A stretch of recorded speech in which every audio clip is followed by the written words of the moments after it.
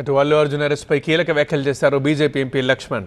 అల్లు అర్జున్ని ఉద్దేశపూర్వకంగానే అరెస్ట్ చేశారని ఆరోపించారు. అల్లు అర్జున్ అరెస్ట్ వెనక కుట్ర ఉందన్న లక్ష్మణ్ సినీ నటుల గురించి సీఎం రేవంత్ వ్యంగ్యంగా మాట్లాడటం సరికాదన్నారు.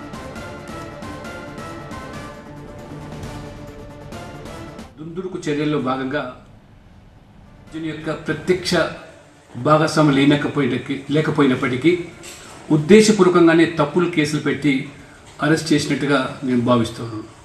పైపెచ్చు ముఖ్యమంత్రి రేవంత్ రెడ్డి గారు వ్యాఖ్యలు చూస్తూ ఉంటే సినీ ఇండస్ట్రీని, నిర్మాతలను లేదా నటీనటులను వారు కించపరిచే విధంగా వ్యంగ్యంగా మాట్లాడడం అది ఏమాత్రం కూడా భావ్యం కాదు.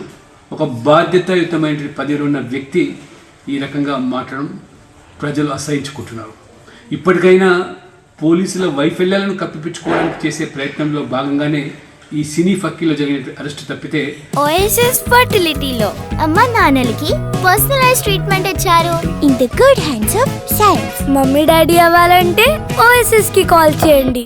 ఈరోజు ప్రభుత్వము వైఫల్యాలను కప్పిపుచ్చుకోవడానికి, ప్రజల దృష్టి మళ్లించడానికి వారు చేసినటువంటి మరి ఈ యొక్క కుట్రలో భాగంగానే ఈ యొక్క అరెస్ట్ అని చెప్పి మేము భావిస్తున్నాం.